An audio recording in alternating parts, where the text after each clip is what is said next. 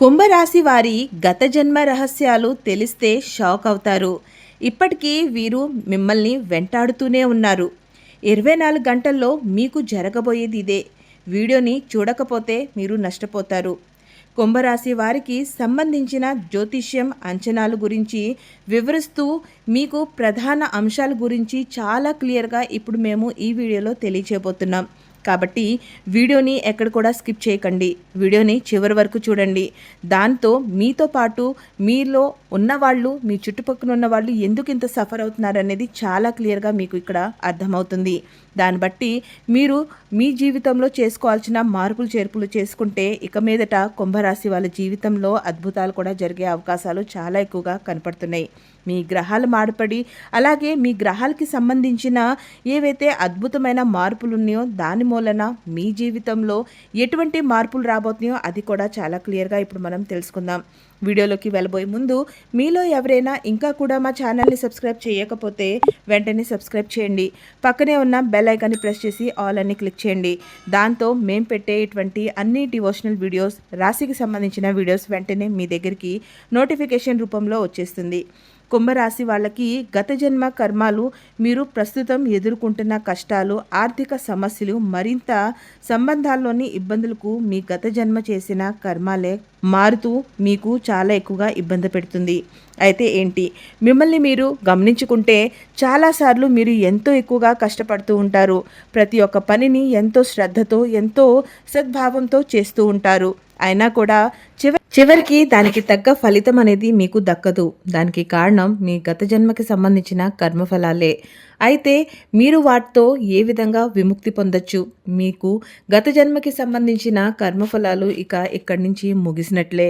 మీకు మంచి సమయం ఏదైతే ఉందో అది ఆసనమైనట్టే. అయితే దానికి మీరు ఏం చేయాలి అనేది కూడా మేము వీడియో చివరిలో తెలియజేస్తాము.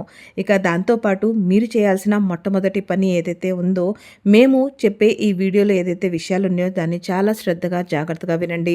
దాంతో మీకు ఎక్కడ పొరపాటు జరుగుతుంది, ఎందుకని మీకు జరిగే పనులు జరగకుండా ఆగిపోతున్నాయి, అలాగే ప్రతి ఒక్క దానికి సంబంధించిన ఇబ్బందులు మీకు ఎందుకు కలుగుతున్నాయి అనేది చాలా క్లియర్గా ఇప్పుడు మీకు ఈ వీడియోలో అర్థమవుతుంది. దాంతో మీకు కూడా ఒక క్లారిటీ అనేది వస్తుంది.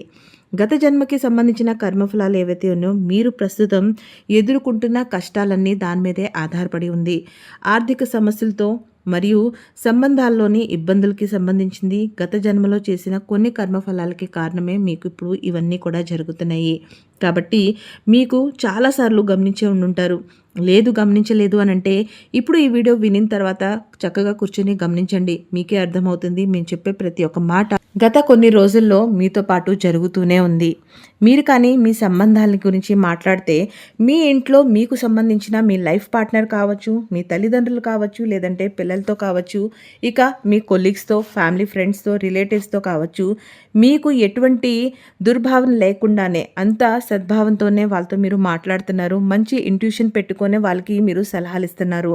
వాళ్ళతో ఎంతో బాగా మంచిగా ఉండాలని చెప్పేసి మీరు ఎంతో ఎక్కువగా ప్రయత్నం అనేది చేస్తున్నారు. కానీ చివరికి వాళ్ళు మిమ్మల్ని తప్పుగానే అర్థం చేసుకుంటున్నారు. మీరు చెప్పే ప్రతి మాటకి పెడద్రాలు తీస్తున్నారు. ఏమీ లేకుండానే చిన్న చిన్న విషయాల కడ మీ ఇద్దరి మధ్యలో మనస్పర్ధలన్నీ వస్తున్నాయి. అది ఏ రిలేషన్ అయినా కావచ్చు.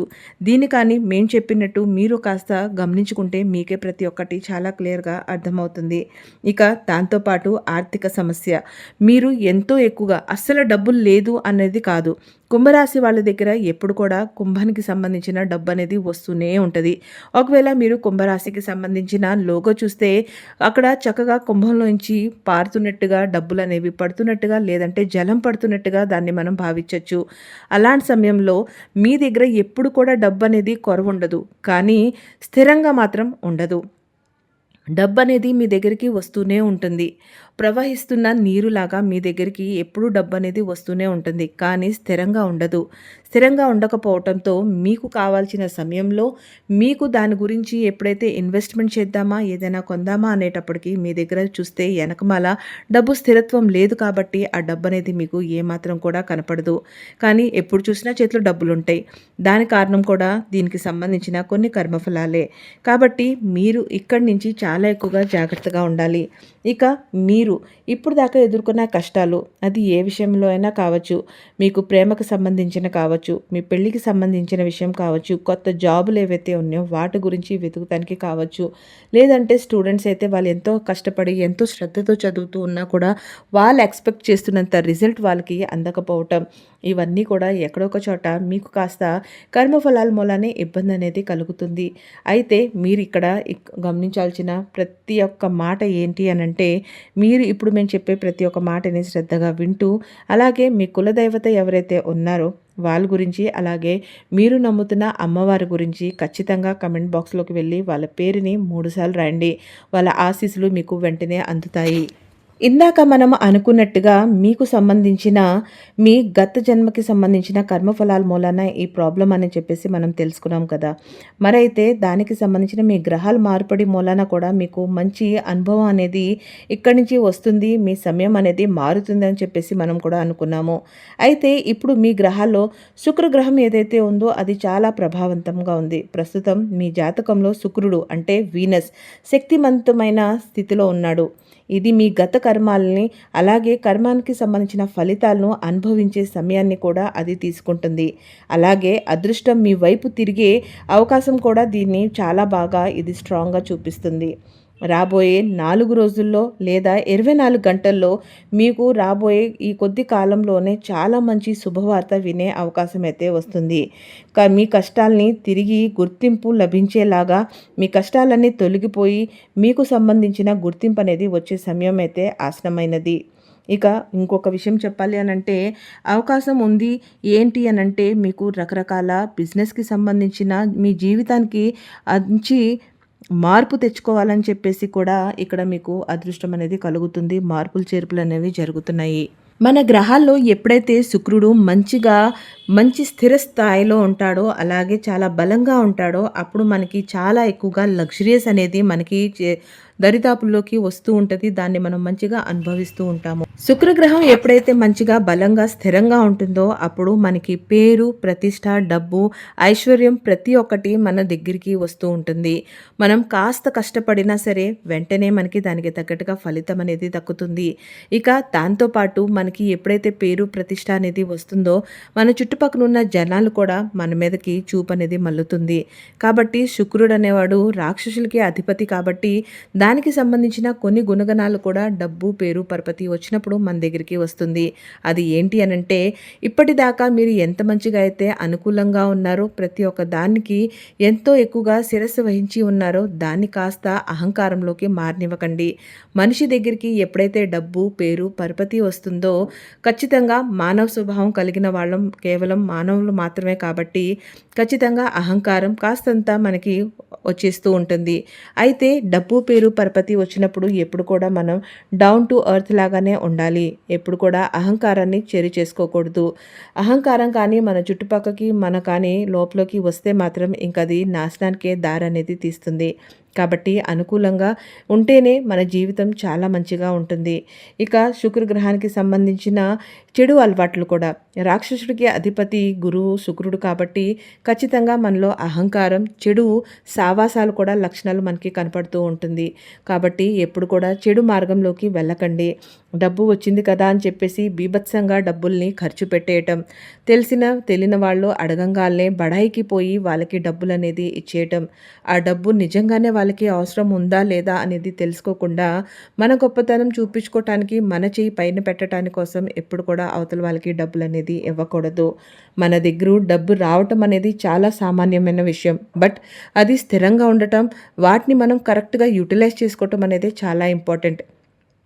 డబ్బు ప్రతి ఒక్కళ్ళు సంపాదిస్తారు. ఒక రిక్షా తొక్కునేవాడు రోజువారీగా డబ్బు సంపాదించుకుంటాడు. ఒక బిజినెస్ మ్యాన్ కూడా సంపాదించుకుంటాడు. అలాగే ఉద్యోగస్తుడు కూడా సంపాదించుకుంటాడు. కానీ డబ్బు అనేది ఎవరైతే స్థిరంగా ఉంచుకుంటారో, ఎక్కడ ఖర్చు పెట్టాలి, ఎంతవరకు పెట్టాలి అనేది చూసుకొని జాగ్రత్త పడతాడో అతనే ముందు చూపు కలిగి ఉన్నవాడే ఎప్పుడు కూడా స్థిరంగా ఉంటాడు.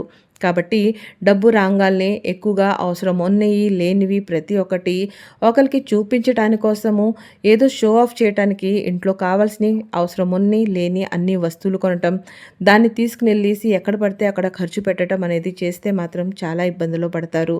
కాబట్టి డబ్బు వచ్చింది కదా అని చెప్పేసి దాన్ని మంచిగా యూటిలైజ్ చేసుకోండి. ఎక్కడ దాన్ని ఇన్వెస్ట్ చేస్తే మనకి ఇంకా రెట్టింపు పెరుగుతుందని చెప్పేసి చూడండి. దాంతో మీ ఫ్యూచర్ అనేది సెక్యూర్ అవుతుంది. మీరు చాలా సేఫ్‌గా ఉంటారు. మీరు ఎప్పుడైతే ఫ్యూచర్‌ని సెక్యూర్ చేస్తారో మీ ఫ్యామిలీ కూడా అంతే సెక్యూర్‌గా ఉంటుంది. డబ్బున్నప్పుడు ప్రతి ఒళ్ళు మన దగ్గరకొచ్చి చేతులు జోడించి మాట్లాడతారు. అదే డబ్బు ఈ సమయంలో లేనప్పుడు మాత్రం అదే మనుషులు ఆ చేతులతో కాస్త వేళ్ళు చూపించి మాట్లాడుతూ ఉంటారు. కాబట్టి జీవితం మనకి ఎన్నో రకాల అనుభవాన్ని ఇస్తూ ఉంటుంది. దాంట్లో మనము మంచిని చూసి నేర్చుకోవాలి, చెడును చూసి దాన్ని వదిలేసుకుంటూ మనం ముందుకి సాగిపోవాలి. అలా చేస్తేనే మన జీవితంలో మనం చాలా ఎక్కువగా ముందుకి ఎదుగుతూ ఉంటాము. ఇక కుంభరాశి వాళ్ళు ఎప్పుడు కూడా చాలా తొందరగా పక్కన వాళ్ళ మీద ట్రస్ట్ చేస్తూ ఉంటారు. వాళ్ళు చెప్పింది నిజమా కాదా అని చెప్పేసి చూడరు. వాళ్ళు ఎంతో సాఫ్ట్ హార్టెడ్ కలిగి ఉంటారు. వాళ్ళు వెంటనే కరిగిపోతూ ఉంటారు. కాస్తంత ఎవరైనా వచ్చి వాళ్ళ బాధ గురించి చెప్తే వెంటనే ఆ బాధని వాళ్ళలో వాళ్ళే ఫీల్ అవుతూ వాళ్ళ స్థానంలో వీళ్ళు వాళ్ళని పెట్టుకొని చూసుకొని వెంటనే ఇబ్బంది పడిపోతూ వాళ్ళకి పేరు అలాగే ఆ సమయంలో వాళ్ళకి మద్దతు అనేది ఇచ్చేస్తూ ఉంటారు. అలా అసలు చేయకండి. మీ మంచితనాన్ని చాలామంది ఎక్కువగా దురుపయోగం చేసుకుంటున్నారు. మీ ఫీలింగ్స్‌తో ఆడుకుంటున్నారు. అది మీరు గుర్తించండి. ఈరోజు మీరు ఎవరికైతే సహాయం చేస్తున్నారో రేపు మీకు అవసరం ఉన్నప్పుడు అదే మనుషులు మీ దరిదాపుల్లో కూడా ఉండరు. కాబట్టి మన వాళ్ళు ఎవరు, పరాయి వాళ్ళు ఎవరు, ఎవరు మనకి ఎంతవరకు ఎలా ఉంటున్నారనేది చూసుకుంటే సరిపోతుంది. కాబట్టి ఎలా పడితే అలా డబ్బు వచ్చి రాకతలకే జనాల్లోకి మీరు షో ఆఫ్ చేయకండి.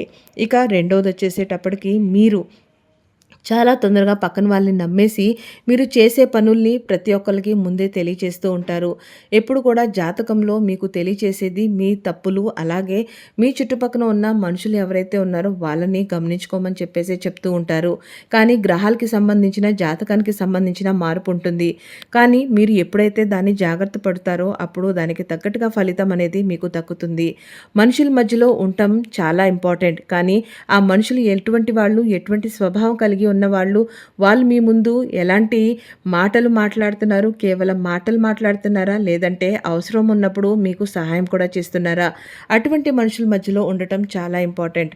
అది మీరు గుర్తించుకుంటే మీ జీవితంలో మనకి మంచి మిత్రుడు ఒకడున్నా చాలు.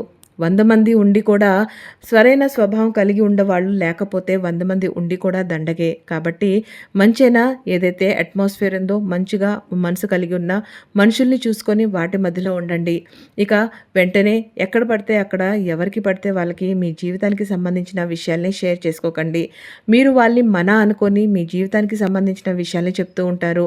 వాళ్ళు ఎంతో ఓపికగా విని దాన్ని రివర్స్‌లో మీకే ఆపోజిట్‌గా వాడుతూ ఉంటారు. మీకు నష్టం కలిగించాలని చెప్పేసి చూస్తూ ఉంటారు.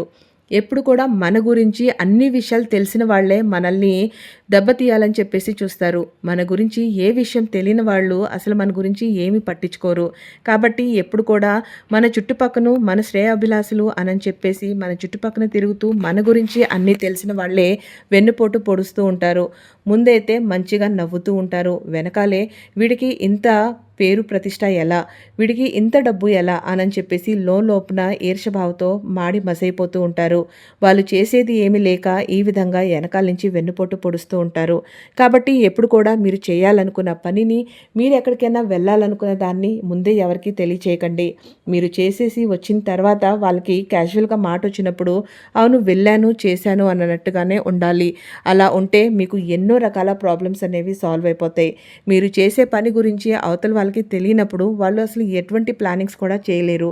కాబట్టి జాగ్రత్తగా ఉండండి. ఇక దీంతో పాటు రాబోయే 4 రోజుల్లో మీకు చాలా ఎక్కువగా చాలా మంచి కీలకమైన రోజులనేవి రాబోతున్నాయి. మీరు చాలా మంచి శుభవార్త అనేది వింటారు. అది ఏదైనా కావచ్చు. మీ జీవితంలో మీ కష్టానికి తగిన గుర్తింపు లభించబోతుంది. మీ జీవితంలో కొత్త ఆదాయం మొదలయ్యే అవకాశాలు చాలా ఎక్కువగా కనపడుతున్నాయి. మీరు కానీ ఏదైనా వ్యాపారానికి సంబంధించిన మనుషులైతే మీ వ్యాపారంలో ఇప్పటిదాకా మీకు రాని లాభం అనేది వస్తుంది. మీరు రాబోయే నెక్స్ట్ కొంత టైంలోనే మీరు పెట్టిన డబ్బు రెట్టింపు అయ్యి మీ దగ్గరికి వస్తుంది. మీరు కానీ ఏదైనా మంచి ఉద్యోగం చూస్తున్నారు అనంటే దానికి తగ్గట్టుగా మంచి అవకాశాలు కూడా మీకు రాబోతున్నాయి. మీ ఇంట్లో పెళ్ళిడికి సంబంధించిన వాళ్ళు పిల్లలు ఉంటే ఇప్పటిదాకా వాళ్ళ కోసం మీరు చూస్తున్న ఎటువంటి సంబంధాలు కుదరట్లేదు అనంటే ఇక్కడి నుంచి మంచి సంబంధాలు కూడా మీకు ఏర్పడతాయి. మీరు చేయాల్సింది కేవలం చాలా జాగ్రత్త పడుతూ మీ కులదైవాన్ని సంతుష్టపెడుతూ చేస్తూ ఉండాలి. దాంతో చాలా మంచి లాభాలనేవి మీకు దక్కుతాయి. ఇంకొక మాట చెప్పాలి. గ్రహానికి తగ్గట్టుగా మార్పులు చేర్పులు మూలాన మీరు మరింతగా ఆధ్యాత్మికకి మార్గంలోకి వెళ్తారు. మీరు గత జన్మలో శ్రీ మహాలక్ష్మి అమ్మవారికి చాలా పరమ భక్తులు.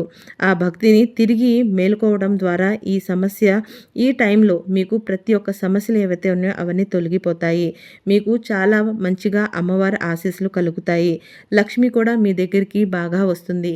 మనందరికీ తెలిసిందే, లక్ష్మీదేవత చాలా చంచలమైనది. ఎక్కడైతే తనకి స్థిరపడాలి అని అనుకుంటుందో అక్కడ స్థిరంగా అమ్మవారికి ఏ విధంగా అయితే స్థిరంగా ఉంటుందో మనం ఆకట్టుకుంటామో దానికి తగ్గట్టుగా అమ్మవారికి మంచి సుగంధ ద్రవ్యాలతో మీరు పుష్పాల్ని అర్పించి, లేదు అనంటే ధూపం నైవేద్యం పెట్టి అమ్మవారిని మీరు నిత్యం పూజిస్తే సరిపోతుంది. అమ్మవారు మీ నుండి ఇంకేమీ కోరట్లేదు. కానీ తిరిగి మీరు గత జన్మలో ఏ విధంగా అయితే ఆమెకి పరమ భక్తురాలో అదే విధంగా ఈ జన్మలో కూడా మీరు తనకి పూజలు చేయాలని చెప్పేసి కోరుకుంటుంది. మీ పితృలకి సంబంధించిన మీరు ఖచ్చితంగా చేయాల్సిన కొన్ని పరిహారాలైతే ఉన్నాయి. ఈ సమయంలో మీ ఆలోచన విధానం ఏదైతే ఉందో అది ఖచ్చితంగా మారాలి. ఈ సమయంలో ప్రతి ఒక్క ఆలోచనలు వదిలేసి, అంటే మీకు సంబంధించిన నాతో ఎప్పుడు ఇలాగే జరుగుతుంది, నాకు ఏది కూడా మంచి జరగట్లేదు అన్న ఆలోచన విధానాన్ని మీరు మార్చేస్తే శాశ్వతంగా మీరు మంచి ఆలోచనతో ఉంటే సరిపోతుంది. ఎవరైతే మీకు ద్రోహం చేశారో, ఎవరైతే మీ నుంచి ఎక్కువగా మిమ్మల్ని ఇబ్బంది పెట్టారో వాళ్ళని క్షమించే గుణాన్ని పెట్టుకోండి. ఈ సమయం మీరు వాదించడం అనేది కాదు, మనుషుల్ని క్షమించడం అనేది చేయాలి. మీరు ఎంత ఎక్కువైతే జనాల్ని క్షమించేస్తూ ఉంటారో వాళ్ళతో ఇటువంటి వాళ్ళు వీళ్ళతో నాకు సరిపడదు అని చెప్పేసి ఎంతో శాంతివంతంగా మీరు వాళ్ళని దూరం పెట్టేస్తారో మీకు అంతే మంచిది. అదే కానీ మీరు ఆర్గ్యుమెంట్లోకి దిగారు అనంటే ప్రతి ఒక్కటి మరింతగా సంబంధాలనేది చెడిపోవటం అనేది జరుగుతుంది.